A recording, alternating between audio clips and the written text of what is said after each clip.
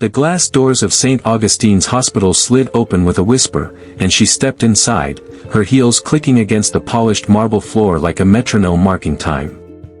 The air smelled of antiseptic and ambition, a scent she hadn't breathed in years, not since the night they'd stripped her badge and cast her out into the rain-soaked streets. Her navy suit was crisp, her posture unyielding, and the silver pin on her lapel gleamed with the weight of her new title, director.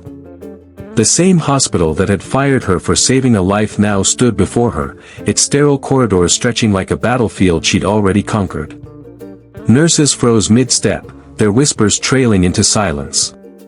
Doctors glanced up from clipboards, their eyes narrowing as recognition dawned. She didn't flinch. Not when the head of surgery, Dr. Carver, the man who'd signed her termination papers, dropped his coffee cup, the ceramic shattering across the floor.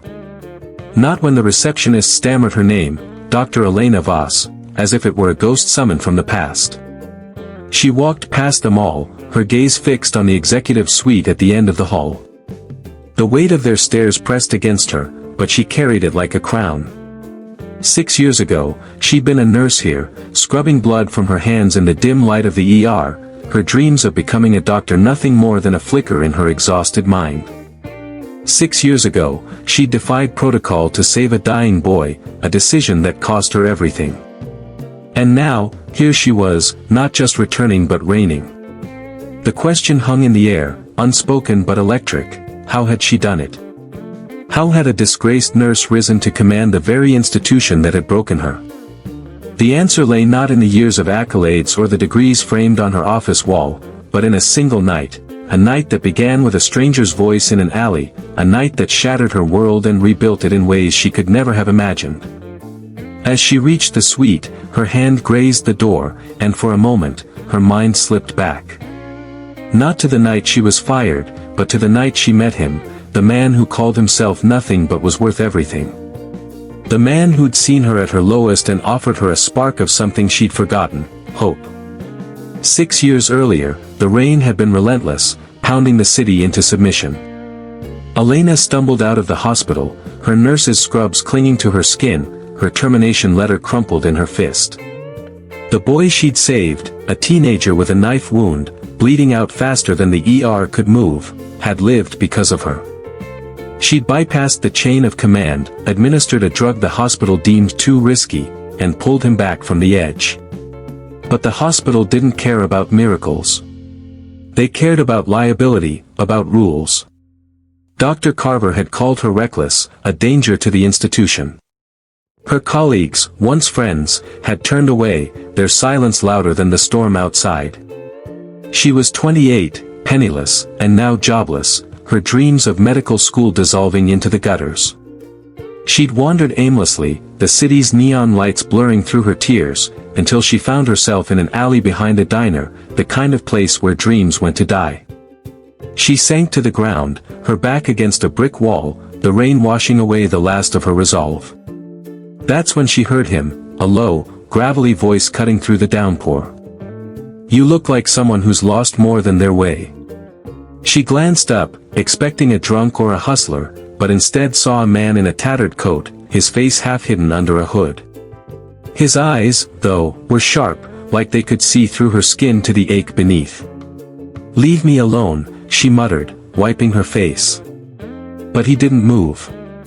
Instead, he crouched beside her, unfazed by the rain.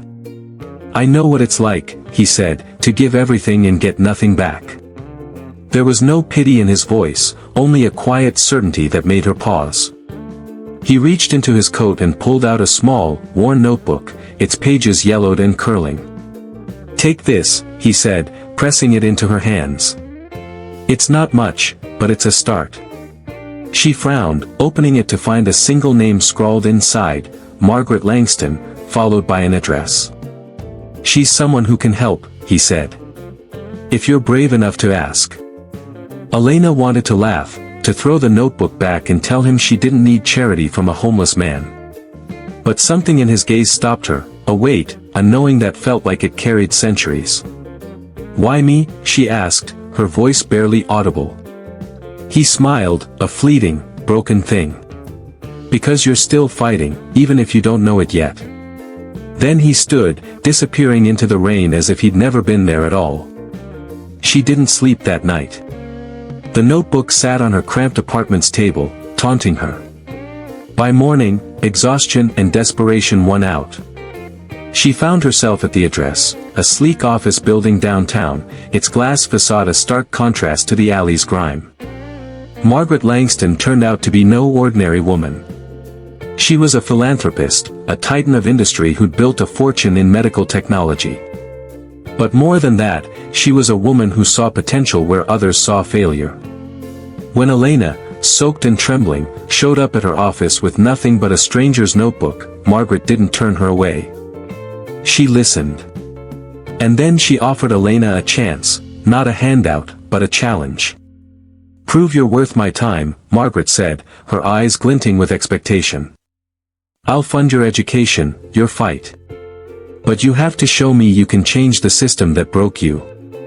That moment was the hinge on which Elena's life turned. She enrolled in medical school, her nights spent studying while working odd jobs to survive. Margaret's support was unwavering, scholarships, mentors, connections, but it came with a price. Elena had to confront the system that had discarded her. She had to fight not just for herself, but for those like her, the ones the hospitals chewed up and spat out.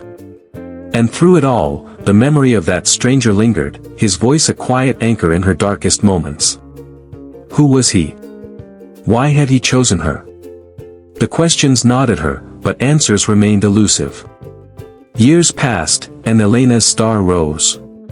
She graduated top of her class, her name whispered in medical circles as a prodigy. She published papers exposing hospital inefficiencies, championed reforms for patient care, and built a reputation as a force of nature. But St. Augustine's remained a shadow over her heart. The hospital that had fired her was still a fortress of bureaucracy, its priorities skewed toward profit over people. When Margaret, now a mentor and friend, suggested Elena apply for the director's position, she laughed. "They'd burn the building down before letting me back in," she said. Margaret only smiled. "Then make them choke on their own ashes." The application was a long shot, a defiant act of audacity. Elena didn't expect to win. But Margaret's influence ran deeper than she'd realized. Board members who owed Margaret favors, donors who respected Elena's work, and a groundswell of support from nurses who'd never forgotten her sacrifice tipped the scales. When the call came, offering her the directorship, Elena stood in her apartment, staring at the phone, her hands trembling. It wasn't just a job. It was a reckoning. Now, standing in the executive suite, Elena let her fingers trace the edge of the desk. The hospital hummed around her, a living beast she was determined to tame. She thought of the boy she'd saved all those years ago, his pulse weak under her fingers, his life a gamble she'd won. She thought of the stranger in the alley, his notebook a lifeline she'd clung to. And she thought of the system, cold, unyielding, built to crush those who dared to care too much. She wasn't here to play by its rules. She was here to rewrite them. As she turned to face the window, the city sprawling below, a knock came at the door. A nurse, young and nervous, stepped inside, holding a file. "Dr. Voss," she said, her voice hesitant, "there's something you need to see." Elena took the file, her eyes scanning the name on the cover. Her breath caught. It was him, the stranger from the alley. Not a ghost, not a memory, but a patient, admitted last night. And the truth of who he was would unravel everything she thought she knew. The rain hadn't stopped that night 6 years ago, a relentless curtain that seemed to drown the world in its grief. Elena Voss sat in her cramped apartment, the stranger's notebook open on the table, its single-scrawled name, Margaret Langston, staring back at her like a dare. The walls were thin, the radiator hissing fitfully, and the city's pulse throbbed through the cracked window. She was 28, her nursing career in ruins, her dreams of becoming a doctor now a cruel joke. The termination letter from St. Augustine's hospital lay crumpled beside her, its words burned into her mind: gross misconduct, reckless endangerment, immediate dismissal. She'd saved a boy's life, a teenager with a knife wound who'd have died waiting for protocol. But the hospital didn't reward heroes. It punished them. Her hands trembled as she traced the notebook's worn edges. The stranger's face lingered in her mind, those sharp eyes, that fleeting smile, the way he'd spoken as if he knew her soul. She'd wanted to dismiss him, to chalk him up to a fevered moment of desperation, but his words clung to her. Asterisk, you're still fighting, even if you don't know it yet. Asterisk, who was he to say that? A vagrant, a nobody, someone who'd vanished into the storm as quickly as he'd appeared. Yet the notebook felt heavy, like it carried more than paper and ink. She slammed it shut, her breath ragged. She didn't need pity. She didn't need hope. But the alternative, sinking into the void of her own defeat, was worse. By morning, the rain had softened to a drizzle, and Elena found herself standing outside the address in the notebook. The building was a monolith of glass and steel, its sleek lines mocking her sodden clothes and hollow eyes. The receptionist barely glanced at her, assuming she was a courier or a beggar. Margaret Langston doesn't take walk-ins, the woman said, her voice clipped. Elena's resolve wavered, but the stranger's words echoed again, stubborn and unyielding. She squared her shoulders. Tell her I was sent, she said, sliding the notebook across the desk. She'll want to see this. Minutes later, Elena was in an office that smelled of leather and power, facing a woman whose presence filled the room like a storm held in check. Margaret Langston was in her 60s, her silver hair pulled back, her eyes piercing enough to cut through lies. She held the notebook, her fingers lingering on the stranger's handwriting. Where did you get this? She asked, her voice low but commanding. Elena hesitated, then told her everything, the alley, the rain, the man who'd given her a lifeline when she had nothing left. Margaret listened, her expression unreadable, but when Elena finished, a flicker of something, recognition, perhaps, crossed her face. You're a nurse, Margaret said, leaning back. Or were, until last night. Elena nodded, her throat tight. And you risked everything to save a life. Why? The question caught her off guard. Because he was dying, she said simply. Because I could. Margaret's lips curved, not quite a smile. Most people wouldn't. Most people follow rules. She set the notebook down, her gaze never leaving Elena's. I don't believe in charity, Ms. Voss. I believe in potential. You've got it, but it's raw, unpolished. If I help you, it won't be a gift. It'll be a debt, one you'll repay by proving me right. That conversation was the spark that set Elena's life ablaze. Margaret didn't offer money or promises, she offered a path.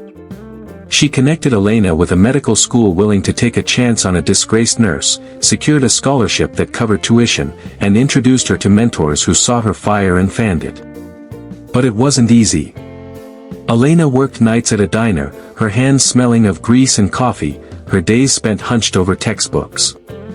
Sleep was a luxury she couldn't afford.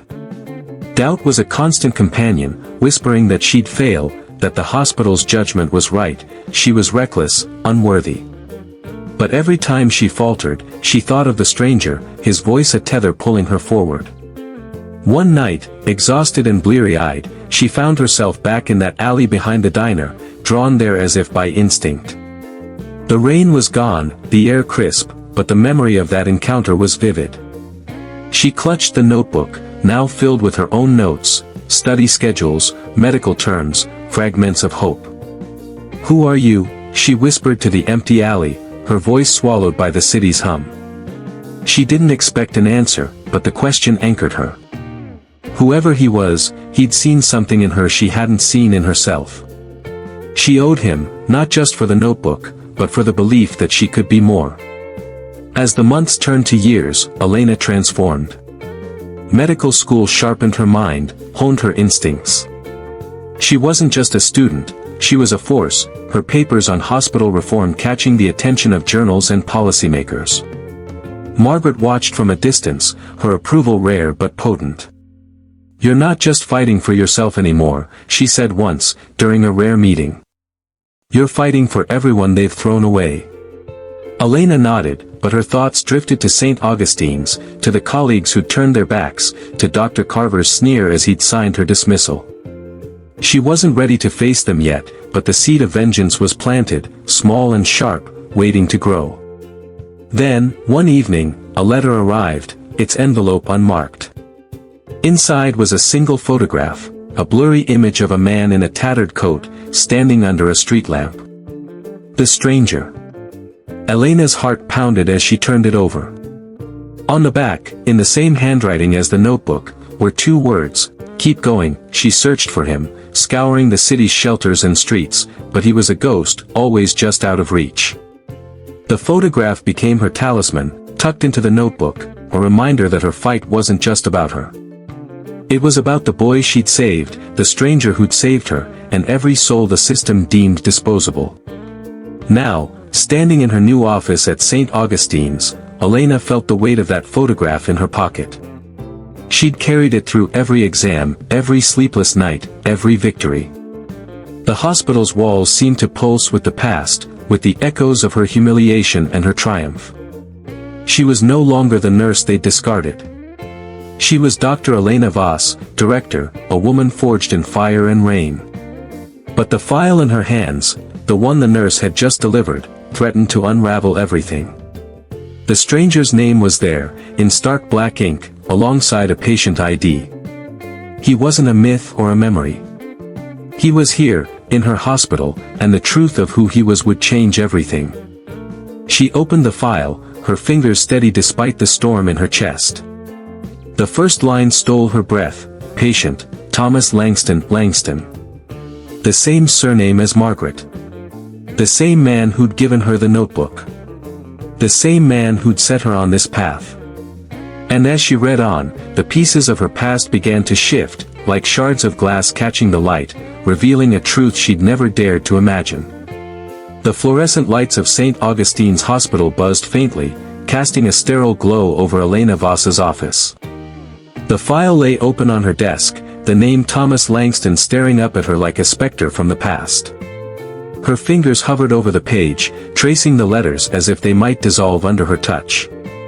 The stranger from the alley, the man who'd given her the notebook that changed her life, was here, admitted last night, a patient in her hospital. The coincidence was too sharp, too deliberate, like a thread pulled tight across 6 years of struggle and triumph. Her pulse quickened, not with fear but with a strange, aching certainty. This wasn't chance. It was destiny, and it was unraveling. She read the file again, her mind racing to piece together the fragments. Thomas Langston, 62, admitted for severe pneumonia, history of chronic illness, no listed next of kin. But the surname, Langston, clung to her like damp air. Margaret Langston, her mentor, her savior, had never mentioned a brother, a father, or any family. Yet the handwriting in the file, a looping scrawl on an old admission note, matched the stranger's notebook perfectly. Elena's breath caught as she flipped to a faded photo clipped to the medical history, a man in a tattered coat, his face gaunt but unmistakable. It was him. The eyes, sharp and knowing, pierced through the years, pulling her back to that rain-soaked alley where he'd seen her brokenness and offered her hope. She stood, the chair scraping against the floor, and paced to the window. The city sprawled below, its lights flickering like memories she couldn't grasp. 6 years ago, she'd been a nurse, her hands stained with blood and her heart heavy with failure. The night she'd saved that boy, a teenager with a knife wound, his life slipping through the ER's bureaucratic cracks, had cost her everything. She'd defied Dr. Carver's orders, administered a drug the hospital deemed too risky, and brought the boy back from the brink. But the hospital's board saw only liability, not a life saved. They'd fired her, branded her reckless, and left her to drown in the rain. Until Thomas Langston found her. Until he pressed that notebook into her hands and sent her to Margaret. Now, the truth was shifting beneath her feet. Why had Thomas chosen her? Why had he vanished, only to reappear now, in her hospital, under her care? And what was his connection to Margaret? Elena's fingers tightened around the photograph she'd carried for years, the one of Thomas under a street lamp, with "Keep Going" scrawled on the back. She'd thought it was a talisman, a reminder of her resilience. But what if it was something more, a clue she'd been too blind to see? She needed answers. She grabbed the file and strode out of the office, her heels echoing through the hospital's corridors. Nurses parted as she passed, their whispers trailing her like shadows. The ICU was on the 5th floor, a maze of beeping monitors and hushed voices. She found Thomas's room at the end of the hall, the door half open, the air thick with the scent of disinfectant. He lay in the bed, his face pale and sunken, an oxygen mask fogging with each shallow breath. For a moment, she froze, the weight of 6 years crashing over her.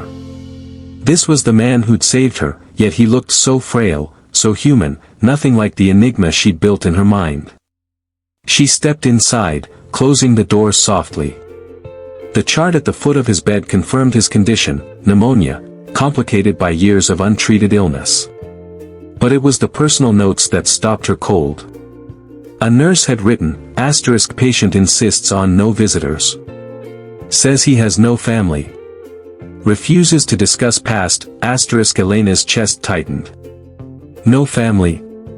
Then why the shared surname with Margaret?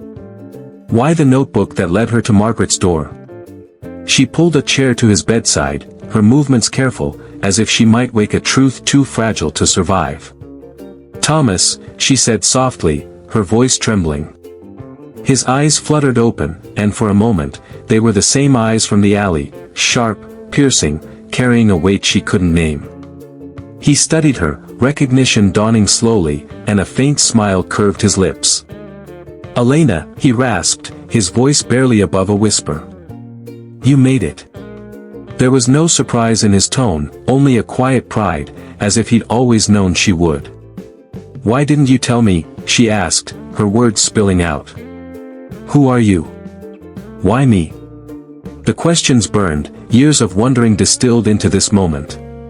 Thomas coughed, a wet, rattling sound, and she leaned closer, her hand instinctively reaching for his. He didn't pull away. "You were lost," he said, his voice frail but steady. "I saw it. I knew what it was like to lose everything. I couldn't let you give up." She shook her head, tears pricking her eyes. "But why you? Why Margaret?" His smile faded, and he looked away, his gaze settling on the window where the city's lights blurred into the night. "Margaret's my sister," he said finally, the words heavy with years of silence. "We haven't spoken in decades. I failed her. Failed a lot of people.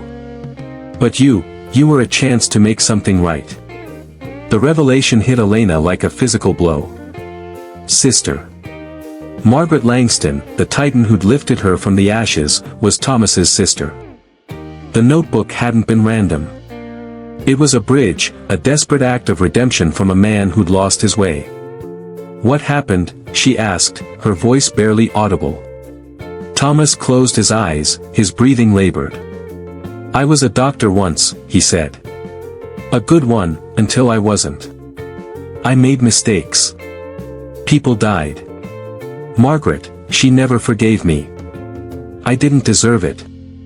Elena's mind reeled. A doctor. The pieces snapped into place, the way he'd spoken in the alley, his certainty, his understanding of her pain. He'd been one of them, part of the system that broke her, until it broke him too. "You could have told me," she said, her voice cracking. "You could have come back." He shook his head, a shadow crossing his face. "I didn't want your pity.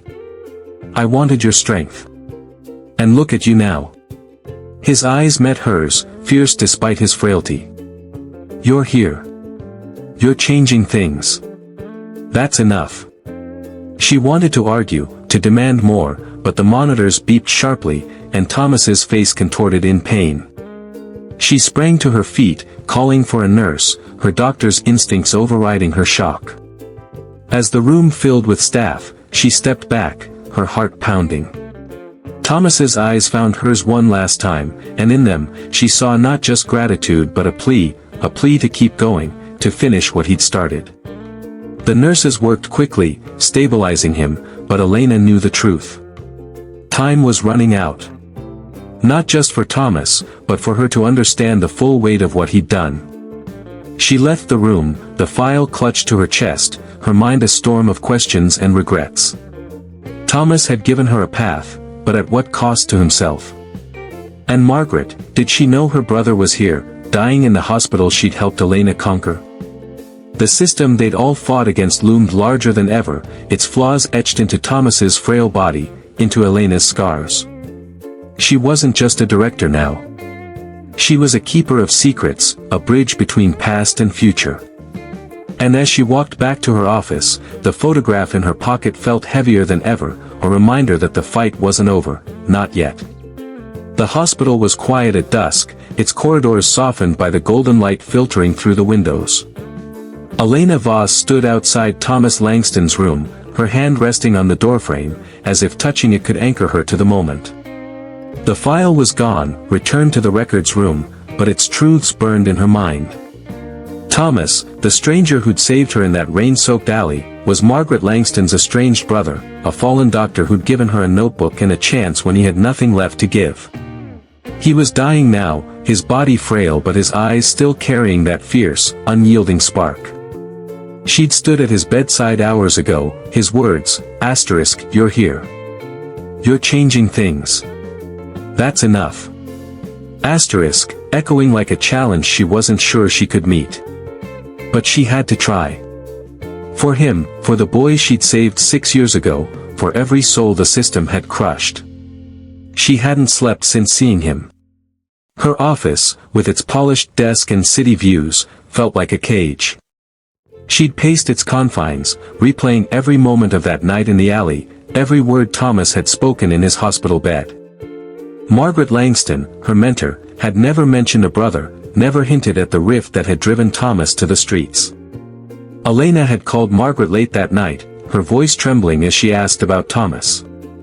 The silence on the other end was deafening, followed by a single, clipped sentence, "He's no longer my family." Margaret had hung up, leaving Elena with more questions than answers. But one thing was clear, Thomas's redemption, and perhaps Margaret's healing, rested in her hands. Elena pushed open the door to Thomas's room, her heart heavy. He was awake, propped up against pillows, the oxygen mask gone but his breathing shallow. The evening light cast long shadows across his face, softening the lines of pain. He looked at her, and that faint, broken smile returned. "You're back," he said, his voice a whisper. "Didn't think you'd bother." She pulled the chair closer, sitting so their eyes were level. "I'm not here to bother you," she said softly. "I'm here to understand." He chuckled, a sound that turned into a cough. "Not much to understand. I was a fool once. Thought I could save everyone. Lost myself instead." His gaze drifted to the window, where the city's skyline glittered. "Margaret was right to cut me off. I broke her trust. Broke a lot of things." Elena leaned forward, her voice steady but urgent. "You didn't break me. You saved me, Thomas. That night, that notebook, it changed everything. Why didn't you tell me who you were?"